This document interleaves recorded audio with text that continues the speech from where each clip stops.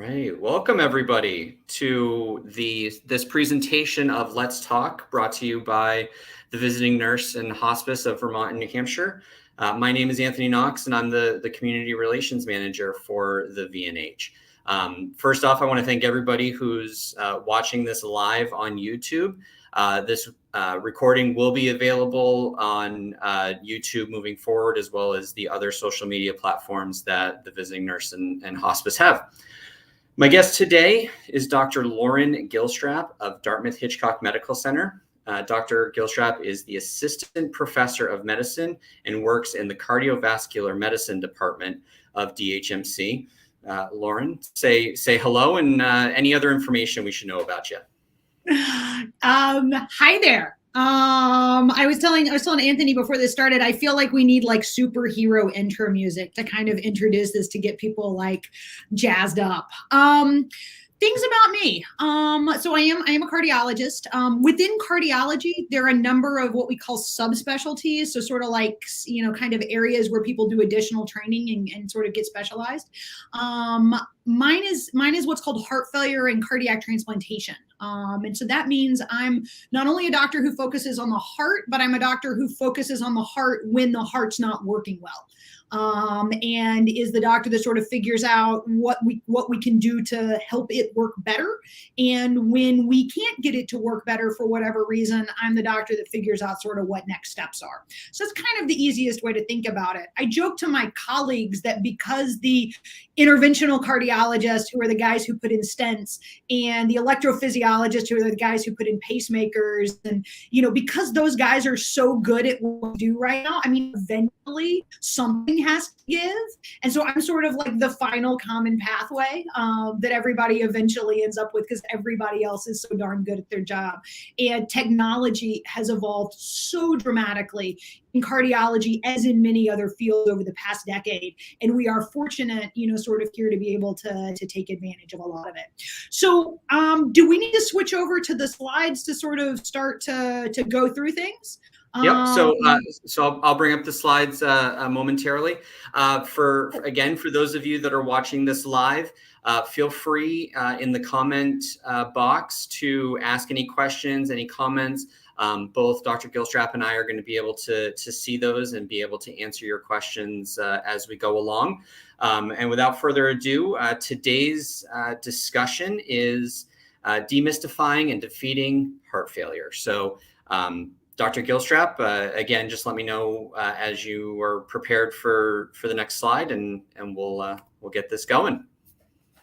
Okay, so that's sort of the agenda slide. I'll sort of start in a minute by talking through kind of the term heart failure, and I'll start by admitting, as a doctor who has a board certification in it, it is a terrible term.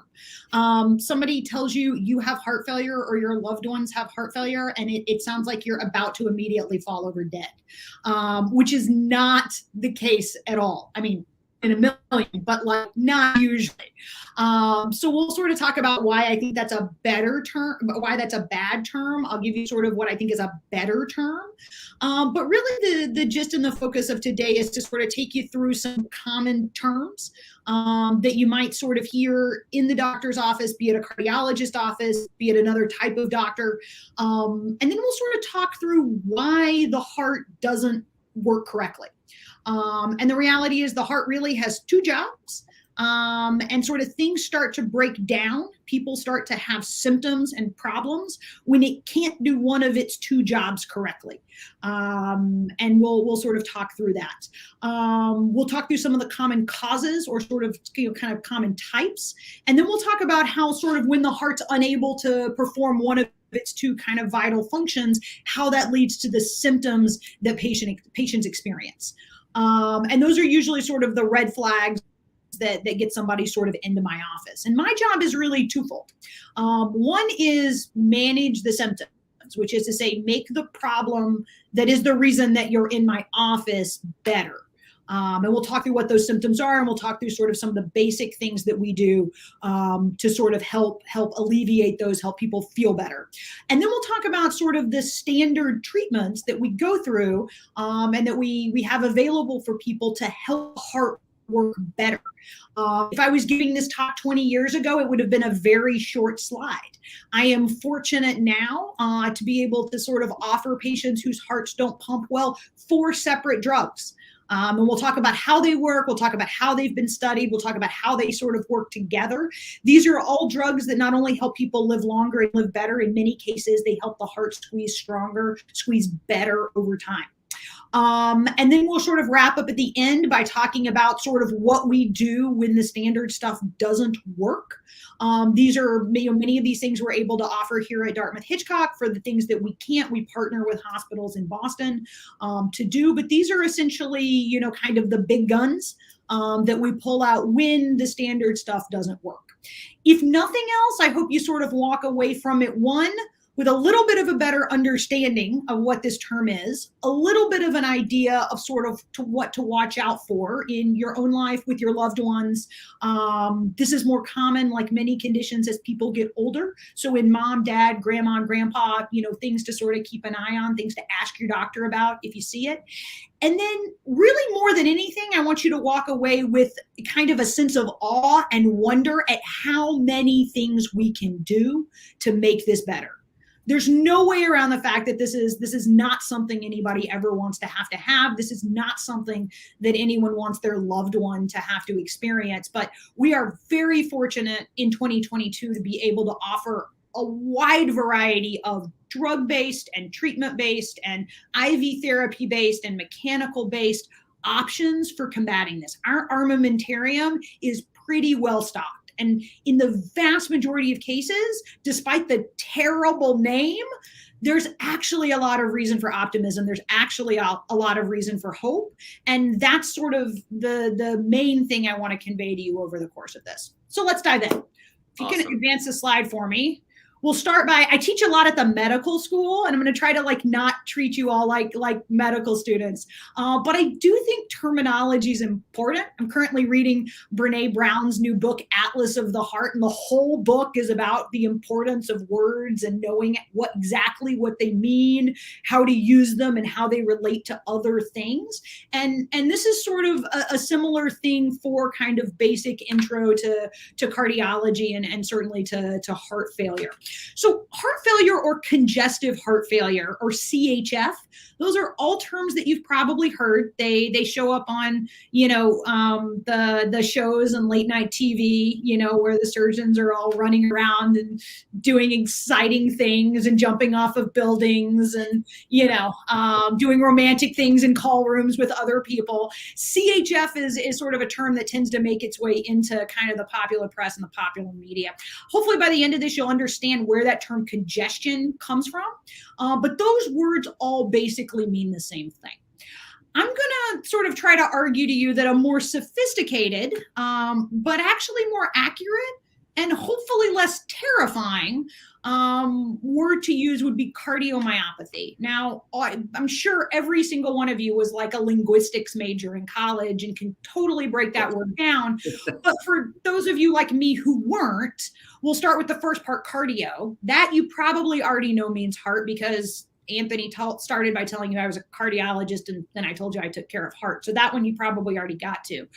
Myopathy, so myocardium is the sort of Latin or technical name for the muscle of the heart. The body has different types of muscle. The specific type of muscle that we find in the heart is called the myocardium. That's just the name. The suffix apathy or athy at the end usually means there's something wrong with it. And so myopathy is something's not okay with the muscle. Cardiomyopathy is there's something not okay with the muscle that's in the heart. And so it just basically means heart muscle dysfunction. And it's really not any more specific than that. It can be a permanent thing. It can be a temporary thing. It can be a really bad thing. It can be a pretty minor thing, but it just means something's not right about the way in which the heart muscle, the heart pump is functioning. And that I think is actually a more accurate description of what we're talking about. And it's sure a lot less terrifying to have to tell your friends and family, the doctor told me I might have heart failure. Like, that sounds bad. You scare people when you say that. A much better thing is, I went to the doctor. He's a little worried. He or she's a little worried I may have cardiomyopathy. And they just nod and they wait for you to sort of fill in details to decide, like, how concerned about this should we be or should we not be. I don't know if you guys are fans of comedians, but there's a well-known comedian named Wanda Sykes, and she does this great stand-up skit about doctors giving diagnoses in fruit.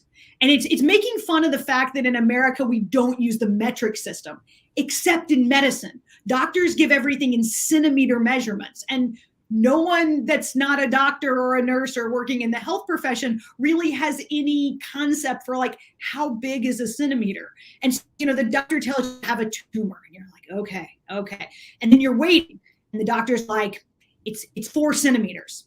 And you're waiting because you have no idea how big 4 centimeters is. And then you're waiting for, like, what fruit it's going to get analogized to, because if it's grapes, you're probably okay. Like, those might be able to stay. But if it's like a grapefruit, like, that's got to get out of there. That's a big problem. So this is sort of like that. If nothing else, it's confusing enough that nobody will be scared by it. And hopefully by the end of this talk, you will definitely not be scared by it. And hopefully encouraged and inspired and hopeful for any of your friends, family, or loved ones who do encounter this, because it is really common. It is not nearly as terrible as it sounds in the vast majority of cases. So stay tuned. We'll try to break it down into fruit terms. I'll try to fit fruit in here somewhere as we go along, just to make it a little bit interesting. All right, if you can go to the next slide.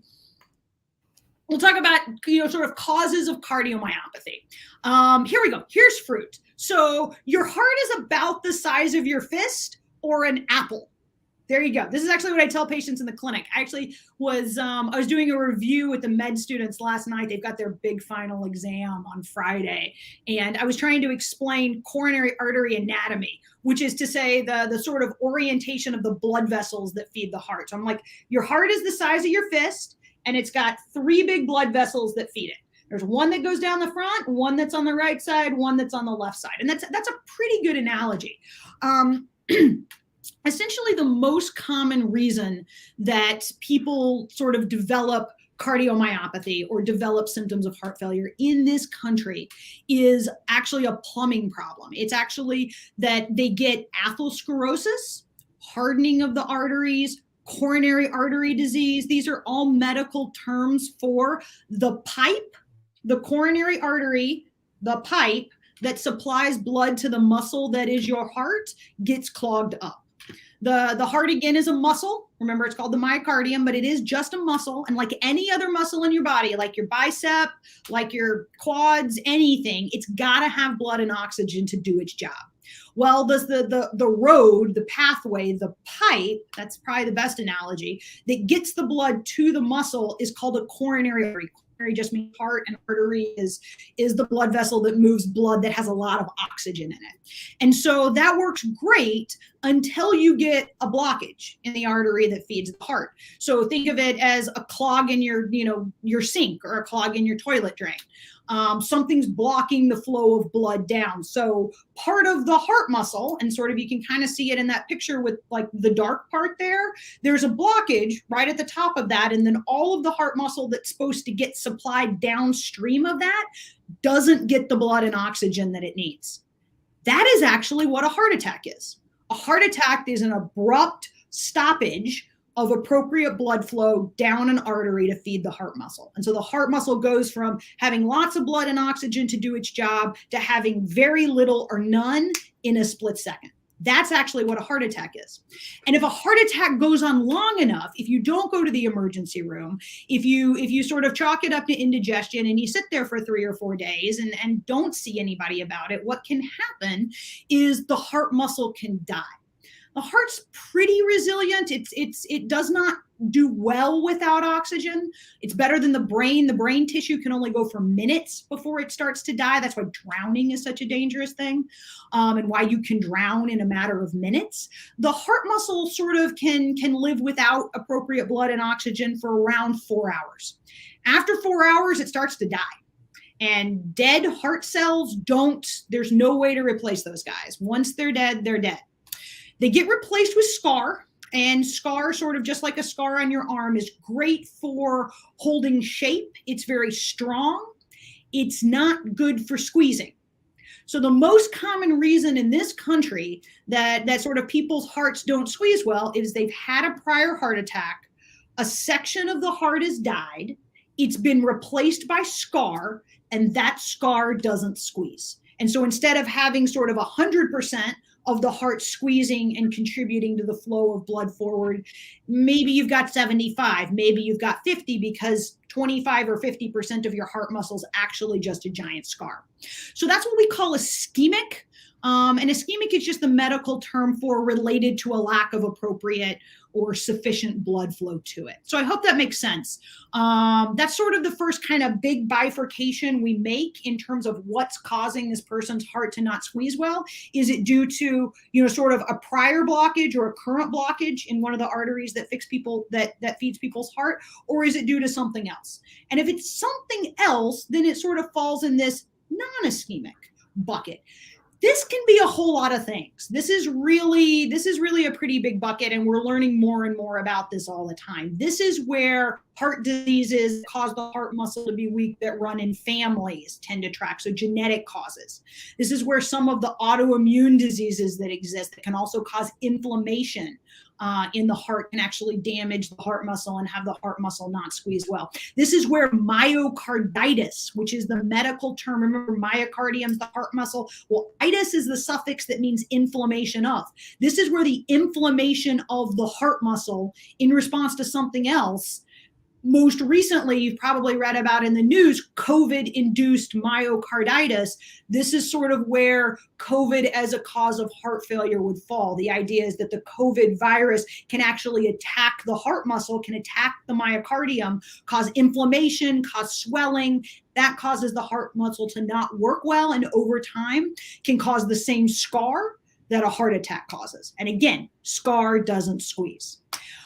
Exposures is a big grab bag. So this can be exposure to a treatment that a doctor prescribes to you. The most common that people tend to think about are some of the chemotherapy agents. Remember, chemotherapy agents are drugs that we give people to try to kill cells. We're trying to kill the cancer cells, but sometimes there is collateral damage. And sometimes that collateral damage is the heart. Anthracyclines, drugs like doxorubicin, that are commonly given for breast cancer, and some of the other ones are some of the most common offenders. There are others that are out there, but oftentimes when people are going to be getting these potentially toxic medicines to the heart, we work really closely with the oncologists, the cancer doctors, to sort of monitor the heart function really closely as they're getting those drugs. This can also mean toxic exposures that we do to ourselves. This is where alcohol and drugs sort of fit in. It's important to sort of make the point that the amount of alcohol needed to cause damage to the heart muscle is quite a bit. The sort of recommendation, the standard recommendation, as most people know, is sort of 2 drinks a day for men, 1 drink a day for women. I think that's horribly unfair, just for the record, but that is what it is. It's possible Anthony's a little larger than me. It's possible he could probably drink a little more alcohol than me in a day, and Perhaps. not have anything bad happen. Generally, the amount of alcohol that you have to drink is quite a bit. It's usually over a pretty long time, but it is important to recognize that alcohol, as much as we all, myself included, love it, can be and is directly toxic to the heart muscle when consumed in large quantities. So when your in-laws come for the holidays next time and you're thinking about ways to make it bearable, just keep that little nugget in the back of your head. It may or may not be worth going totally overboard over it. Other drugs, other recreational drugs that people struggle with addiction for, methamphetamines, cocaine, things of this nature, they can all, as they do damage to the rest of the body, they can do a significant amount of damage to the heart. And this is sort of where they would fall as well. The final one that's in quotation marks down there is idiopathic. It's a great medical term that means we, the medical establishment, are too much of an idiot to be able to figure it out. It actually means we just don't know. And the reality is, that percentage is getting smaller. With genetic testing, we're getting better about finding some of these that we had not been able to find before. As our imaging is getting better, our MRIs, our CT scans, we're finding diagnoses where we didn't find them before. I think it's still probably safe to say that anywhere between 10-20% of cases, we still never quite get to the bottom of why the heart isn't squeezing well. And the reality is that's actually okay. I can oftentimes make your heart squeeze a lot better even when I don't know what caused it. It's great when I do, because sometimes there are very specific treatments that are unique to the etiology. So if you got a blockage in a blood vessel and I open up that blockage with a stent, I can make things a lot better, a lot faster. But the reality is we're fortunate to live in a world now where even if I don't know what caused it, the reality is I still have a pretty rich armamentarium of drugs and other things with which to sort of help the heart get stronger over time. So that sort of breaks it down into sort of the two big causes. So let's move from that to, I think, types of cardiomyopathy is next. You want to advance my slide? So just real quick, I think probably not a bad time to just bring it up again as, what are some symptoms and signs that people should be aware of that they could be experiencing a heart attack, that they probably should be getting themselves to the ER to be checked out, to hopefully, potentially prevent some cardiomyopathy from happening. Just signs and symptoms for men and women that it can't ever hurt to just remind people. No, for sure. And I will say, so I did most of my medical training in Boston. And for those of you that have spent time there, there's legit a hospital on every corner in Boston. Like, you can't walk from one without seeing another. It's kind of like Starbucks. As a result, people have a lot more easy, ready access to hospitals than they do up here. And so when somebody has a symptom, it's a very different sort of thing to walk down the street to the hospital or call the ambulance to take you to the hospital that's a block away, as compared to up here where the nearest hospital may be 2 or 3 hours away. So sort of that barrier to, is this really bad enough that I need to drive 3 hours in the middle of the night and, make people deal with this at 3 o'clock in the morning? It's a much higher barrier in a rural area. That being said, I would urge everyone, and particularly women, to err on the side of caution. And the reason I would say that is, if it's not really a heart attack and you annoy the emergency room doctor at 3 o'clock in the morning, that's okay. That's his or her job. They're going to be there whether you show up or not. If it really is a heart attack and you don't get treatment, there's nothing I can do to fix scar. Once there is scar in the heart, once those heart muscle cells have died, there is nothing I can do to regrow them. People are doing lots of very innovative things with stem cell technologies and this, that, and the other, but the reality is none of that's ready for prime time yet. And so in the world in which we live in 2020, once there's scar, that's kind of a point of no return. That's a Rubicon we can't go back across. And that's pretty high gambling stakes. We're talking about your heart. We're talking about the most important muscle in your body. And so if anything, what I would say is err on the side of caution. So most people know that, if you were to sort of open a textbook and, what are the signs and symptoms of a heart attack, chest pain, obviously very, very common. Chest pain, particularly radiating up to the jaw or the face, radiating down the left arm. It's often, but not always, associated with shortness of breath. Sweating, diffuse sweating is actually a pretty telltale sign. If there's sweating, there's something wrong going on. That's your nervous system telling you something is going wrong. There can be palpitations, flurry feelings, particularly feeling like your heart is racing or squeezing really hard, beating really fast. Those are sort of all the kind of classic symptoms that we read about in textbooks. I will say, because many of the early textbooks were written by men, those tend to be classic symptoms that men experience. Women do not always experience symptoms like that. And the reality is there are many men who don't experience symptoms exactly like that either. Women more frequently experience symptoms of fatigue, symptoms of nausea, symptoms of not being able to do that which you were previously able to do. If you were previously able to carry groceries or laundry or your kids' toys or whatever it is up the, sort of stairs to put them where they need to be, and now you can't without getting really short of breath and huffing and puffing, something's different. Something's wrong. Your body's telling you something. We're talking about your heart muscle here. We're talking about high stakes gambling. It's always better to go get checked out and told it's okay. It's reflux. It's much better for somebody to tell you that it's indigestion or reflux than for you to assume that. Because if you're wrong, it's a pretty high price to pay.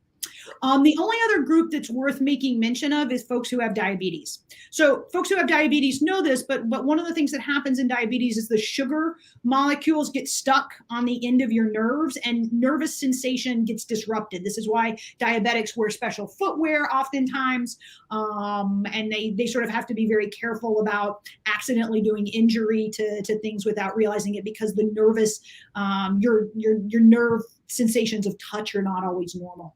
As a result, the symptoms you experience with a heart attack, if you have diabetes, may not be normal. In fact, they may be less intense.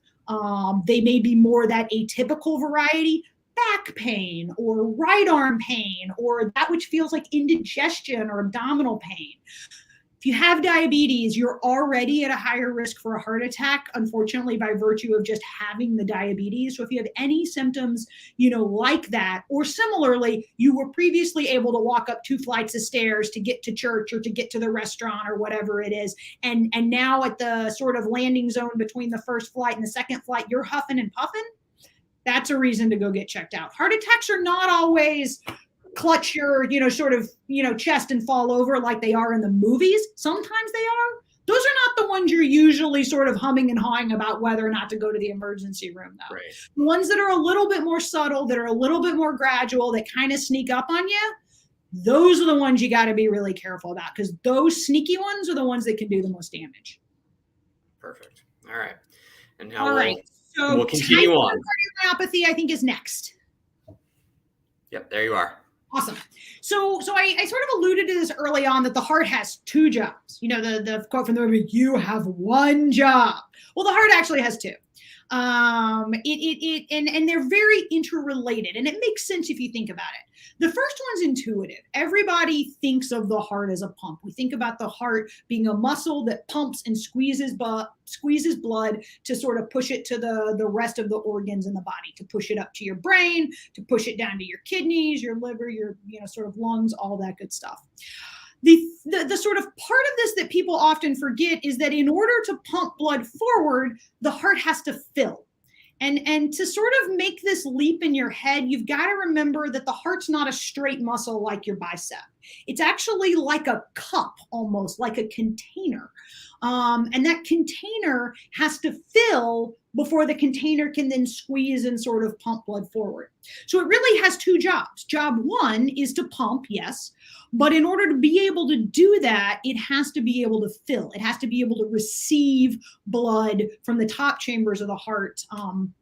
The top chambers of the heart fill the bottom chambers of the heart. I'll show you a picture in a little bit and kind of explain to you how blood moves through the heart. But if those bottom chambers of the heart, those pumping chambers, we call them ventricles, if they can't adequately fill, it can pump normally all day long. But if there is nothing to pump, you've still got the problem of not enough blood moving forward. So cardiomyopathy or heart failure or whatever you want to call it is fundamentally, at the end of the day, a problem with not enough blood going forward, too much blood going backwards. And that can happen either because the pump can't pump, or it happens because the pump isn't adequately filled when it pumps. And interestingly, that is the key to understanding where all of the symptoms that sort of come from. If you flip to the next slide, Anthony, we'll just talk through a little bit of terminology. These are terms you may have heard. So the heart sort of has what's called a cycle, sort of like all of us, I guess. And it has 2 parts. There is systole and there is diastole. Systole is the part of the heart cycle where the heart pumps, where the heart squeezes. Diastole is the part of the heart cycle where the heart relaxes and where it fills. Here's an interesting sort of life tangent for you. And I actually tell my residents and fellows this because I actually think it's like this great illustration of life. So in the cardiac cycle, which remember is systole, the pumping part, and diastole, the relaxing to fill part. And really we should think about diastole coming first because you got to fill before you can pump. When the heart rate goes up, when your heart rate goes from 60 beats per minute to, let's say, 100 beats per minute because you're stressed, because you're anxious, for any one of a number of very normal reasons, turns out the pumping part, the working part, the squeezing part takes as long as it's going to take. The amount of time there doesn't change. And so when you've got to fit twice as many of those cardiac cycles in the same amount of time, the part of the cardiac cycle that gets shortchanged, that gets shorter when the heart rate goes up, is actually the relaxation part. It's kind of like life, right? When our lives get too busy, when we all get too stressed, like work is going to take the amount of time it's going to take. Like those 8 or 10 hours a day, that's going to take what it's going to take. What part of your life gets shortchanged? It's actually the rest and relaxation time. And if you don't, sort of believe the sort of new agey stuff that like that's just as important for your life as the working part, believe your heart. Because the reality is if the heart can't relax, it can't do its job. And I think that probably applies to humans as well as the hearts inside the humans. And so if we think about systole being the squeezing part and diastole being the relaxing part, and I told you the heart can fail in 2 ways. We can have systolic failure to pump, and we can have diastolic failure to relax or failure to fill. All right. So that's sort of at a level of just sort of physiology, which is the term for sort of how the body works. That's the underlying problem. In medicine, we estimate this with an ultrasound machine. So you guys are probably familiar with ultrasound machines because those of you that have kids remember ultrasounds very, very fondly. You get the picture of the baby with, like the thumb in its mouth or the foot behind its head, or, you sit there and you're like, is it a boy? Is it a girl? And then you turn the photo and, your husband's like, I think it's a boy. And you're like, no, I think it's a girl. And, all the family members debate, sort of what they think. So turns out that same technology, which actually just sound waves, can be used to look at the heart as well. And so that's called an echocardiogram. It's not quite as cool as the baby version of the ultrasound, but it's really close. And the reason it's really close is because the heart moves. So we can put an ultrasound probe on the chest and watch the heart move in real time.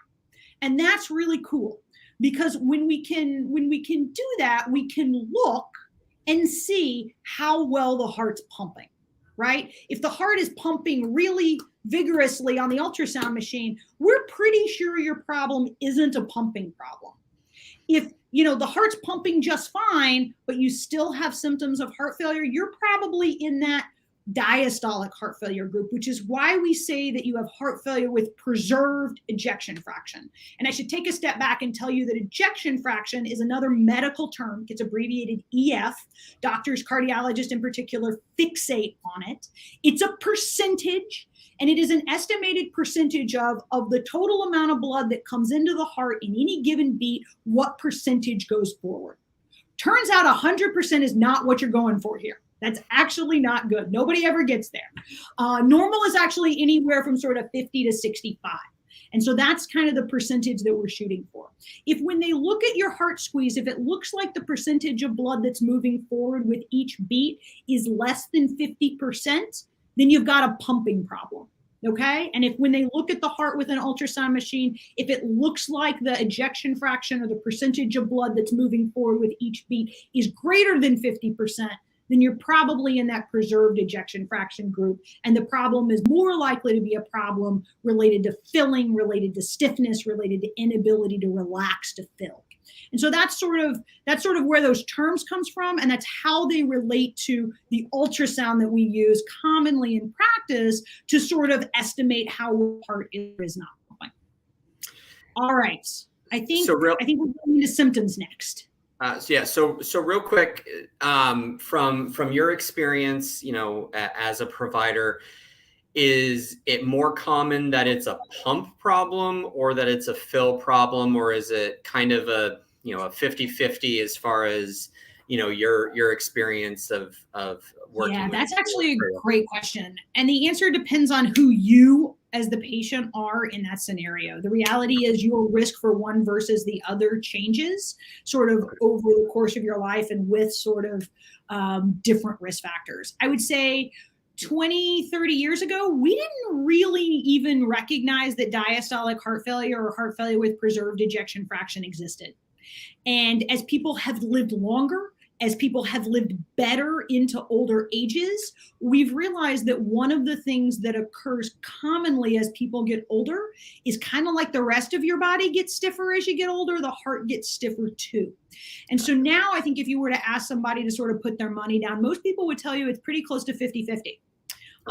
It's pretty close to 50-50, but your individual risk for one versus the other varies tremendously over the course of your life and varies tremendously based on what other medical conditions, risk factors, things like that you're sort of bringing to the table.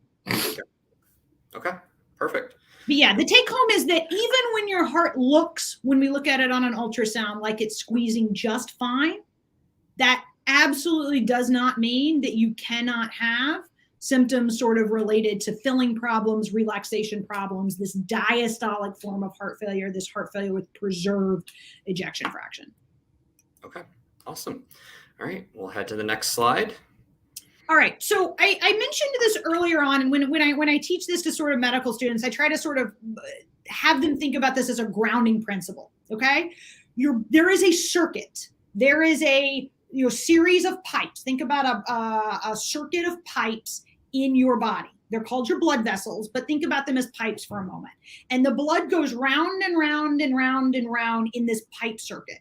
And the heart is the thing that's in the circuit pumping blood through the circuit. So it's a circuit and there's a pump that's pumping blood through it. If the heart fails in any way, if it fails in its ability to pump blood forward because it's not squeezing well enough, or if it fails in its ability to fill and therefore does not pump enough blood forward, two things happen.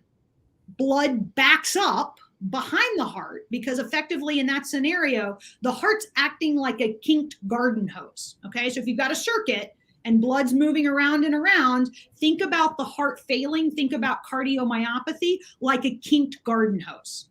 Two things happen.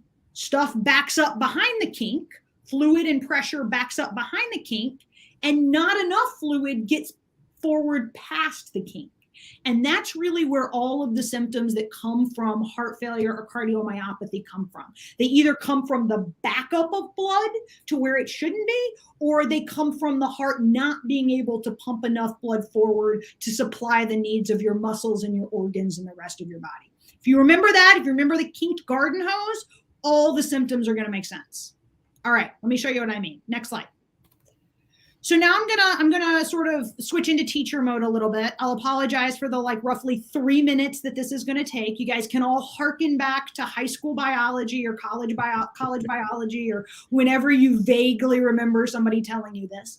I think of the heart because I think things are easiest to remember when they're fairly simple. The heart is a series of 4 rooms divided by 4 doors, and that's the easiest way to think about it. The rooms are the various chambers of the heart, and the doors are the various valves of the heart. So if you imagine the 4 rooms sort of set up 2 on top and 2 below, the 2 on top are called atria. Atria or atrium, those are the ones that are on the top. The bottom ones are called ventricles. The 2 on the bottom are called ventricles, and they tend to be thicker. They tend to have more muscle because the bottom ones, the ventricles, are the pumping chambers. And then you've got a right side and you've got a left side. And so if you use that, you've got a right atrium, then you've got a right ventricle below it. You've got a left atrium up top and you've got a left ventricle below it. Now, between the atria and the ventricles and between the right side of the heart and the left side of the heart are valves.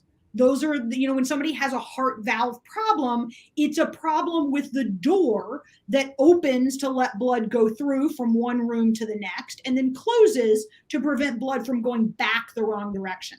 Okay, so that's essentially what they are. So remember that the heart, is the right side of the heart and the left side of the heart are separated by the lungs. What in the world do I mean by that? So in this picture, for those of you that can see it, the blue side, we always illustrate blood that doesn't have a lot of oxygen in it in sort of medical textbooks as blue. And we always illustrate blood that has a lot of oxygen in it as red. And that's sort of because that's the way it is in real life. When you have sort of a very high oxygen content in blood, the blood looks really bright red. And when the content is low, the blood looks very almost dark blue, almost black. And so that's why it's sort of illustrated that way. But you can sort of follow the movement of blood on this picture. I'll sort of start you out by telling you that after the blood has been to the body and it's dropped off all of the nice good oxygen and it needs to come back to get replenished, it comes back to the right atrium of the heart. It goes through a door. That door is called the tricuspid valve to the right ventricle. So that's a pumping chamber, right? It's on the bottom. That pumping chamber then pumps, it squeezes to pump blood out of the heart and to the lungs. It goes through the pulmonic valve, pulmonic door, if you will, to do that. Now, when the blood is in the lungs, that's when it sort of gets refurbished, if you will. It drops off all the carbon dioxide, all the trash, from your organs, from your muscles, from all the sort of byproducts of metabolism, and it picks up in its place. It dumps the trash and it picks up the new supplies. And the new supplies are big, sort of red, juicy oxygen molecules that it's going to then take back to the muscles because it's the supply train, right? So goes to the lungs, drops off carbon dioxide, picks up oxygen, and then comes back to the left atrium, top chamber, goes through the mitral valve, which separates the top chamber and the bottom chamber. And then the left ventricle is the workhorse of the heart. This is the chamber or the room of the heart that does most of the pumping. And when we look at the heart squeeze with that ultrasound machine that I was telling you about before, the pumping, the room or the chamber of the heart that we look at to really get a sense for how much of the blood that comes into this room is going forward with each beat. Well, that room, that chamber is the left ventricle. So you'll sometimes see it abbreviated not just EF ejection fraction, but LVEF, left ventricular ejection fraction, because all of this that I'm sort of telling you about in the sort of two jobs of the heart to pump and to fill, and the two ways in which the heart can fail, not pumping well enough or not filling well enough, really are failure of the left ventricle to do those things. Okay? So if you think about the left ventricle sort of being the bottleneck in the circuit, for whatever reason, it's not pumping well or it's not filling well, that's where the kinked garden hose is. And so when there's a kink in the garden hose, what happens? We just talked about it, right? Stuff backs up behind it. Now, if you think carefully, you'll remember I told you that blood goes from the lungs to the left atrium through the mitral valve to the left ventricle.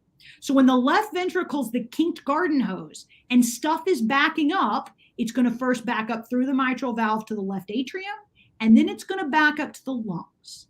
And that's where your symptoms largely come from. The symptoms of shortness of breath, the symptoms of not being able to lie flat without getting shortness of breath, the symptoms of waking up in the middle of the night really short of breath, the symptoms of leg swelling, belly swelling, fluid accumulating in places that it shouldn't, ultimately leading to sort of water weight gain for no apparent reason. All of these are fluid and pressure backing up in the lungs and in the rest of the body because the left ventricle is not squeezing well. And of course, the flip side of that coin, the other side, is when the left ventricle is not pumping well, not enough blood is moving forward to supply the muscles and the organs and the rest of the body. And so that's where the symptoms of fatigue, exhaustion, being totally wiped after a fairly minimal or normal physical exertion, that's where that comes in. You're wiped because your heart's not able to pump enough good, rich, oxygenated blood to your muscles so that they can do the things that you're asking them to do. So that's largely the symptoms of heart failure: shortness of breath, fluid retention, fatigue and exhaustion, and that's where they come from. Okay, next slide. So let's talk about treatment. I told you sort of at the outset that one of my main goals was to have you walk away from this like not terrified if you or anyone in your family sort of gets this horrible diagnosis of CHF, that hopefully by the end of this, you'll be like, yeah, that's cardiomyopathy. We got a lot of stuff to deal with that. Like that's my goal for sort of your attitude at the end of this. And so, like I told you at the outset, really treatment comes in two big forms. One is managing symptoms and the other is helping the heart heal. Okay, so managing symptoms, I told you, were largely shortness of breath and swelling. The exhaustion piece we'll talk about in a little bit. For the purposes of shortness of breath and swelling, the problem really is too much fluid in the wrong place. Too much fluid in the lungs, causing shortness of breath. Too much fluid in the belly or the legs or wherever, causing sort of swelling, squishiness, cankles, if you will. All of these sort of things best avoided. Well, the best way to deal with fluid is to get it out of the system. The groups of drugs, the classes of drugs that we use to make that happen are called diuretics. Diuretics fundamentally make people pee. They make people urinate. That's the only way to get fluid out of the system by and large. And so by giving somebody a diuretic, we're going to make them pee more. That's not necessarily anything anybody wants. But when we lower the fluid level in the body enough to where you don't have extra fluid backing up in your lungs and you don't have extra fluid backing up in your belly and legs, and those symptoms go away, it's absolutely worth it at the end of the day. So it's usually finding a balance between how much diuretic to sort of try to re-optimize the appropriate level of fluid in the system. So that's managing symptoms, is largely around managing fluid and managing fluid backing up in the wrong places. Healing is a series of drugs that we use, and I've got a couple of slides, I'll sort of walk you through them, that we use to sort of help the heart muscle get stronger. And this varies depending on whether the problem is a pumping problem or whether the problem is a filling problem. So let's skip to the next slide and we'll sort of talk through that. So GDMT, this is a very medical term, but if you use it, you'll sound very sophisticated, and you can just do what my mother does and say, I read it in an article, and just sort of gloss over it. You sound like you know what you're talking about. So GDMT stands for guideline-directed medical therapy. Okay, and it is essentially a list of 4 drugs that have been shown in large randomized trials with thousands upon thousands of patients to do 2 things, and many others, but at least 2 things. 1, they make people with heart failure and low ejection fractions live longer, and 2, they make people with heart failure and low ejection fractions live better across a variety of indices. We call that in medicine, we sort of say they reduce mortality and they reduce morbidity. And all of these drugs do that. Now, some of these drug classes are going to be familiar because some of these drugs are used for other things as well. The most common of which is beta blockers. Anybody who has any heart problem is probably on a beta blocker of some sort. Cardiologists really, really like to give beta blockers. So beta blockers are used from everything from high blood pressure to blocked coronary arteries to other, heart rhythm issues. They're used for a whole variety of things. Turns out 3 of them, don't worry, you don't have to know which 3, I know which 3, have been studied and shown to sort of help the heart muscle get stronger over time. So beta blockers is one big class of drugs. If the person who's, we notice for the first time that somebody's heart squeezes down and they're having, sort of symptoms related to HFrEF or systolic heart failure, beta blockers is the first class of drugs that we'll put them on. The second class of drugs is actually a family of drugs. The first drugs that sort of were popular in this class were drugs called ACE inhibitors. ACE inhibitors, for any of you who have ever been on them, in about 10% of people, you know that they can cause coughing. And for the 10% of people in whom they cause coughing, there's sort of a cousin drug called ARBs. It stands for angiotensin receptor blockers. They're more or less the same thing. Those were the drugs that we had in sort of the second class for a very long time. In 2014, there was a paradigm shift, and pardon the pun, the reason I'm using it is that the sort of big 8,000 person trial that was done comparing an ACE inhibitor to a new drug, and that new drug is called Entresto. You've probably seen commercials for it. Found a 20% improvement, or found that Entresto was 20% better as compared to an ACE inhibitor at keeping people out of the hospital. And it was about 20% better at keeping people alive, feeling good. They did a whole bunch of other sort of exercise testing and sort of quality of life questionnaires and things like that. And so ACE inhibitors and ARBs are good for people who can get them. And oftentimes it winds up being an insurance coverage issue.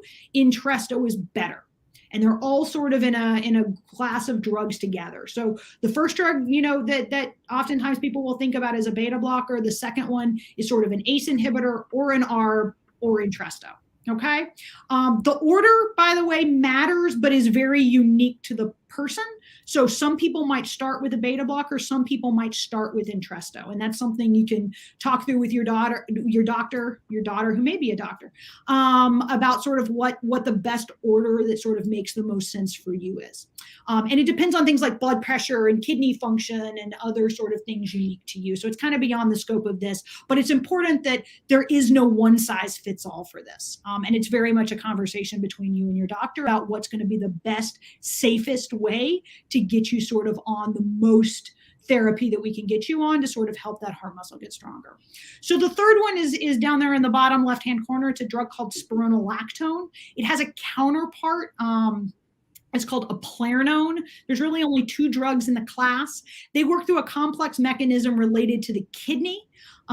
They are kind of weak diuretics, which is to say they cause you to pee a little bit more, but that's not their primary mechanism of action. They also, over time, help the heart muscle get stronger.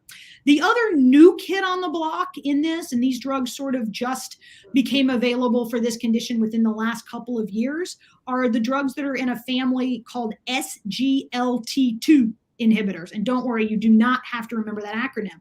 What you may recognize is if you've seen the commercials for Jardiance or Farxiga, you've seen them advertised for diabetes. This is a cool story.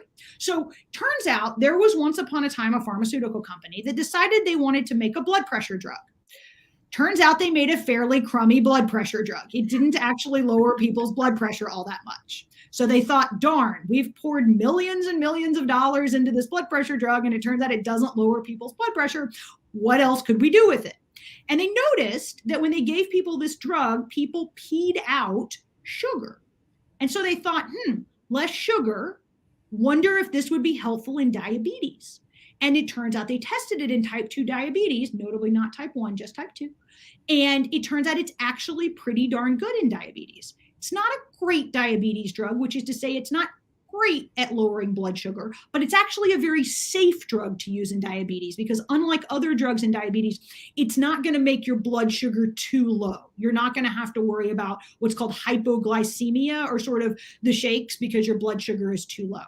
So then they did a big trial to test to see whether this drug was actually beneficial in diabetes, and it turns out it was. And interestingly, when they were looking at the results of this trial, they found that the people who had diabetes and heart failure who enrolled in the trial, not only did they have a little bit better diabetes control, but darn it, they stayed out of the hospital. They weren't dying of their heart failure. They weren't getting admitted to the hospital because of heart failure. Now, what's interesting is because this was a diabetes trial, nobody thought to collect data about whether this was systolic or diastolic heart failure. It was just this grab bag sort of heart failure term. And so that then spawned 2 series of trials, as you can imagine, in parallel with people trying to figure out whether this benefit was real, 1, and 2, whether it was in people with low ejection fractions, systolic heart failure, HFrEF, or in people with preserved ejection fractions, sort of diastolic heart failure. Well, the trials that were done in the people with low ejection fractions actually just got done first. They finished earlier. They were positive, which means, sort of when we give people with low ejection fractions these drugs, they live longer and they live better. And so now both Jardiance and its counterparts, Farxiga, which, sort of their generic names are empagliflozin and dapagliflozin. And don't worry, I cannot spell them either. Now they're sort of the 4th drug in the armamentarium for low ejection fraction. All right. So heart squeeze less than about 40% generally, you're going to be, or you should be, on one of these 4 drugs. This combination is really, really good at not only helping minimize symptoms, but at helping that heart squeeze number, that ejection fraction go up and get better over time. Next slide. I mentioned that we sort of also tested this sort of new drug, these SGLT2 inhibitors in diastolic heart failure or sort of heart failure with a normal squeeze.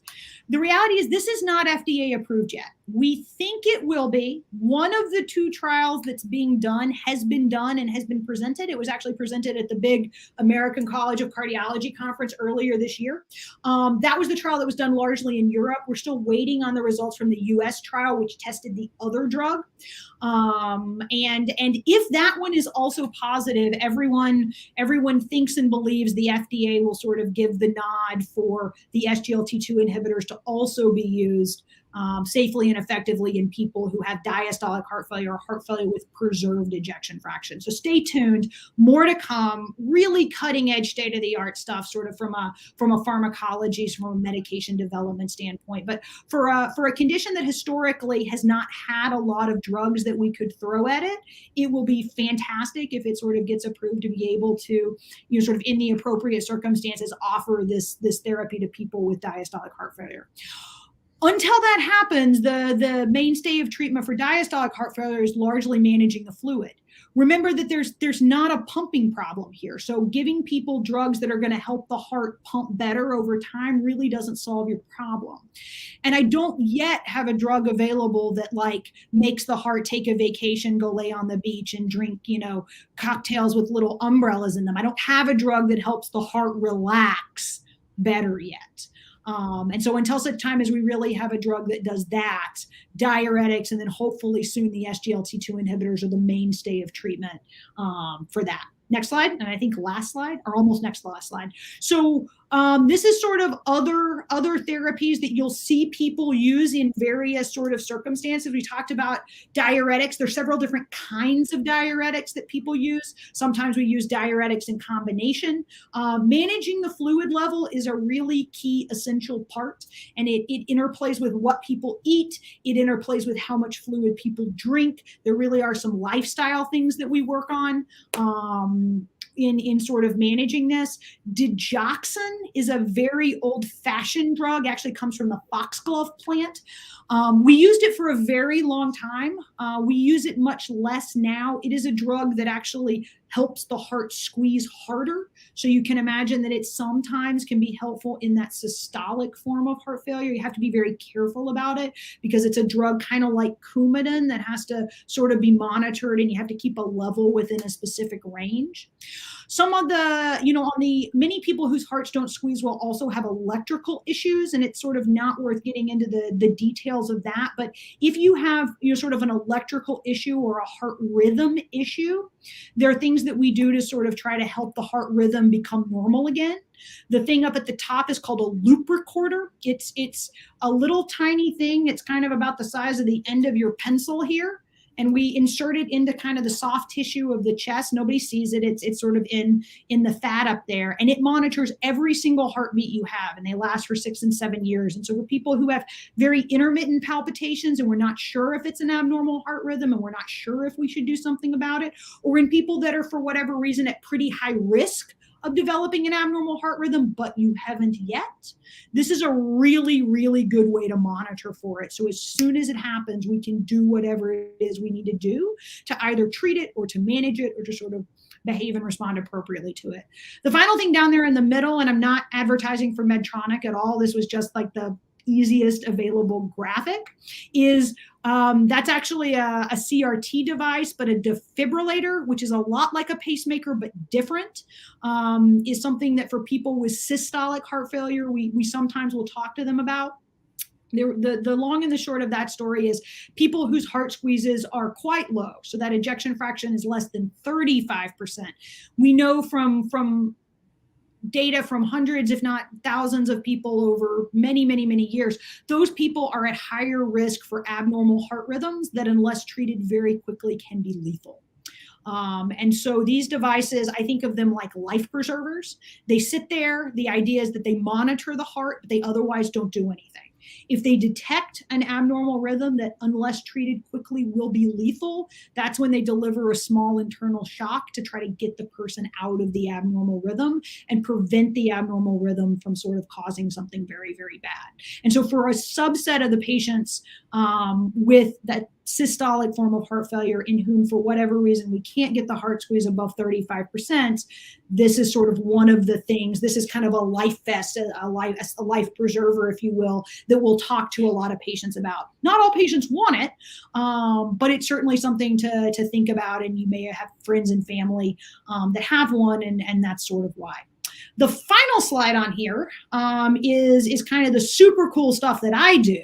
And this is sort of the very specialized end of things. This is, only probably 1 to 2% of the population that has heart failure ever sort of deals with these kind of things. But when the heart really, really fails, and this is the systolic form, right? It cannot pump at all. We have infusion medicines that actually sort of also help the heart squeeze harder, that people can often go home with. We have surgically implanted heart pumps that actually pump the blood for the heart when the heart can't pump the blood on its own. These are mechanical pumps that are implanted into the chest that actually replicate the heart function.